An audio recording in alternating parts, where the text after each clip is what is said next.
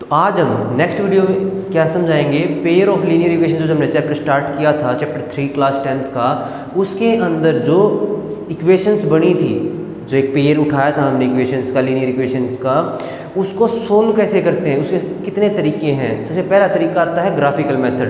Graphical method को हम समझने की कोशिश करेंगे आज, किस तरीके से हम ग्राफिकल मेथड से जो वेरिएबल्स थे जिनकी वैल्यूज हमें पता नहीं थी, उन वेरिएबल्स की वैल्यू फाइंड आउट करेंगे।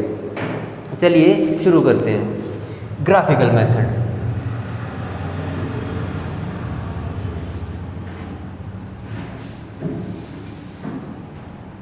ग्राफिकल मेथड हमारी हेल्प करेगा किस चीज़ के अंदर, ये हमारी हेल्प करेगा जो वेरिएबल्स थे x एंड y, उनकी वैल्यूज, उनकी एग्जैक्ट वैल्यू फाइंड आउट की जाएगी किस मेथड से, ग्राफिकल मेथड से। ये इक्वेशंस कौन सी होती थी, वो इक्वेशंस होती थी standard equation a1x plus b1y plus c1 is equals to 0, a2x plus b2y plus c2 is equals to 0।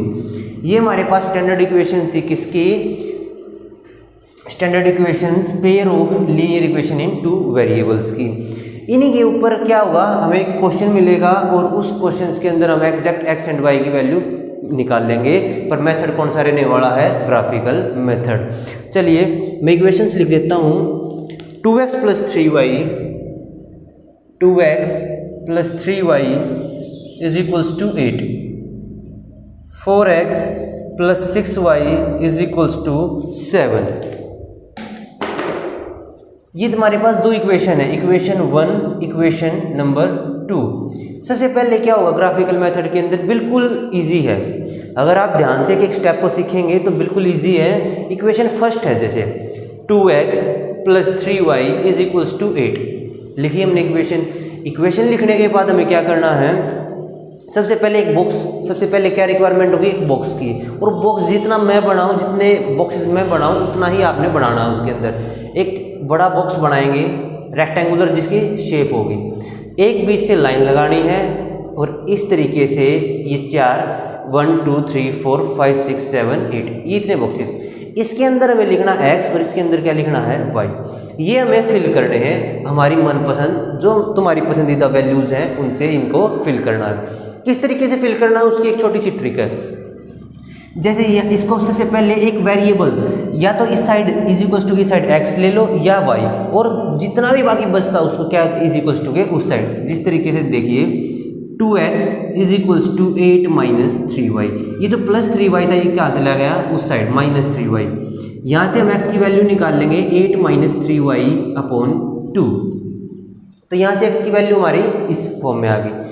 y की वैल्यू अपनी पसंदीदा जो भी तुम्हें अच्छी लगती है वो यहाँ पे पुट।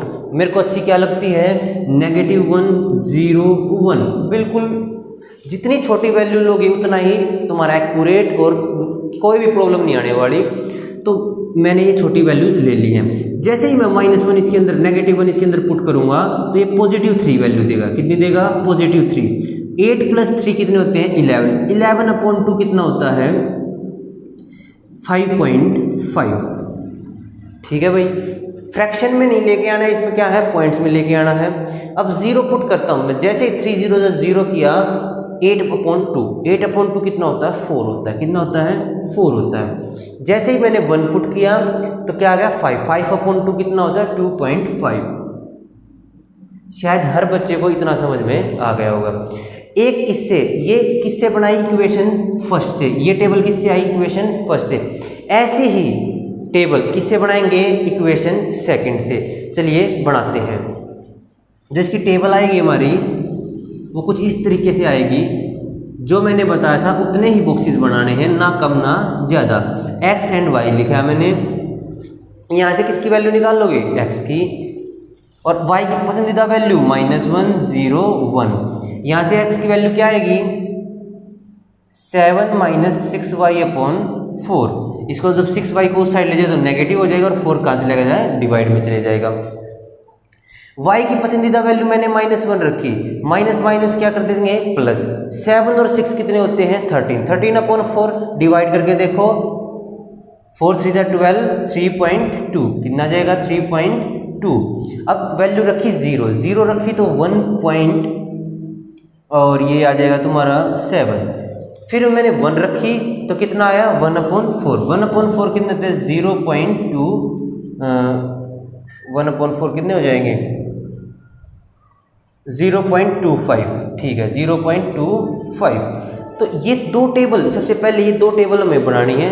इतना अगर हर बच्चे को समझ में आए तो ठीक है, नहीं एक बार रिपीट, इतनी ही वीडियो को रिपीट कीजिए कि इतना जिसको समझ में आ गया तो आगे समझ में आएगा, नहीं आगे समझ में नहीं आएगा। अब छोटा सा टास्क बचता हमारा, इतना आप स्क्रीनशॉट भी ले सकते हैं। अब आगे छोटा टास्क बचता, क्या टास्क बचता, ग्राफ पे इसको रिप्रेजेंट करना, जो कि हम क्लास 9th में पढ़ के आए हैं, ग्राफ रिप्रेजेंटेशन। ग्राफ उसके अंदर एक एक्स एक्सिस होती है और एक क्या होती है वाई एक्सिस। ये कौन सी एक्सिस बोली जाती है एक्स, और ये क्या बोली जाती है वाई। इसे हम नाम देंगे 1, इसे 2, इसे 3 और इसे 4। इस साइड नेगेटिव में चलते हैं ये -1, -2, -3 और -4। अब ऊपर की तरफ चलेंगे 1, 2, 3। अब नेगेटिव की साइड चलेंगे -1, -2 और -3। हर बच्चे को इतना क्लियर है। चलिए इसको थोड़ा सा आगे तक बढ़ा लीजिए, ये हो जाएगा 5, ठीक है, ये एक्स एक्सिस। अब बारी है इनको रिप्रेजेंट करने की। ये इक्वेशन सेकंड से आई थी, ये इक्वेशन फर्स्ट से। x की वैल्यू कितनी है 5.5, x की वैल्यू कितनी है 5.5 और y की -1। 5.5 और -1, 5.5 और -1 नीचे की तरफ, 5.5 और -1।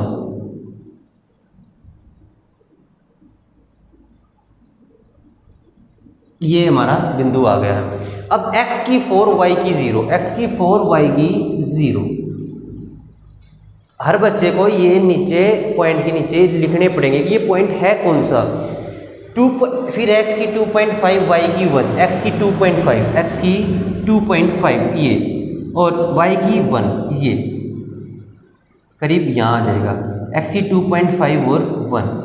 अब इन तीनों को मिलाना है, इन तीनों को मिलाना है। अगर तुम्हारी ये स्ट्रेट लाइन जाती है तो तुम्हारा बिल्कुल एक्यूरेट है, इसी में वेरीफाई कर देंगे। अगर हमारी स्ट्रेट लाइन बन जाती है ग्राफ की, किसी भी क्वेश्चन की हमेशा स्ट्रेट लाइन बनेगी। अगर स्ट्रेट लाइन जाती है तो तुम्हारा क्वेश्चन बिल्कुल ठीक है, इसमें कोई गलती नहीं है। और अगर स्ट्रेट लाइन नहीं बनती, इसका मतलब तुम्हारा क्वेश्चन गलत हो चुका है, दोबारा उसको सोल्व कीजिए। अब ये इक्वेशन किसकी बनी थी, इक्वेशन फर्स्ट की, ये 2x + 3y = 8। इसके ऊपर लिखेंगे 2x + 3y = 8। ये लिखना बहुत जरूरी है। ऐसे ही इसी प्रकार इसका हम करेंगे x की 3.2, x की 3.2, x कहाँ है हमारा, ये रहा 3.2 यहाँ पे, और y की -1, y की -1 करीब यहाँ पे 3.2 और -1। फिर 1.7 और 0, 1.7 और 0, ये लिख देंगे 1.7 और 0। फिर 0.25 और 1, फिर x की 0.25 और 1, ये करीब यहाँ आ जाएगा 0.25 और 1। इसको भी इसी तरीके से मिला देंगे और ये हमारी बिल्कुल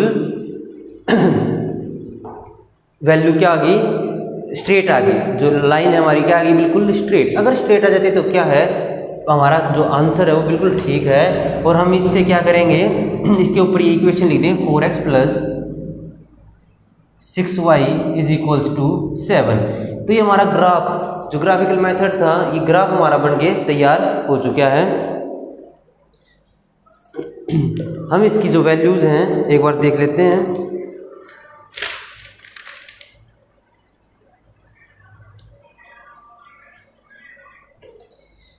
ग्राफिकल मेथड से हमें क्या निकालनी थी, वेरिएबल x और y की वैल्यू निकालनी थी।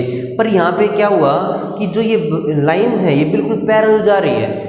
आंसर जो सॉल्यूशन होता है x और y की वैल्यू जहाँ पे इंटरसेक्ट करती हैं, दोनों लाइनें जहाँ पे इंटरसेक्ट करेंगी वो हमारा क्या होता है x एंड y की वैल्यू। बट यहाँ क्या हुआ, दोनों लाइन हमारी क्या जा रही है, बिल्कुल पैरेलल जा रही है। क्या जा रही है, बिल्कुल पैरेलल।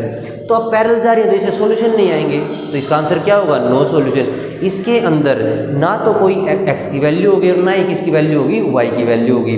तो क्या होगा, यहाँ पे हम इसका जो आंसर है वो क्या लिखेंगे, नो सॉल्यूशन। क्या लिखेंगे, नो सॉल्यूशन। तो इसके अंदर x और y की कोई वैल्यू नहीं होगी। इसका जो आंसर है वो क्या है, नो सॉल्यूशन। क्योंकि जहाँ पर सॉल्यूशन क्या होता है, जैसे एक लाइन ये थी एक लाइन ये थी, जहाँ पे काटती हैं वो x और y की वैल्यू, वो क्या होता है उसका सॉल्यूशन, वो क्या होता है उसका सॉल्यूशन।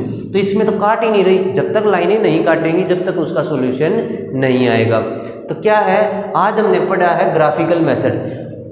ग्राफिकल मेथड से क्या है, नंबर जो x और y की वैल्यू थी वो निकालनी थी, बट हुआ क्या, कोइंसिडेंस क्या हुआ कि दोनों लाइनें पैरेलल चली गई और पैरेलल जाने से क्या हो गया, उसका सॉल्यूशन नहीं आया।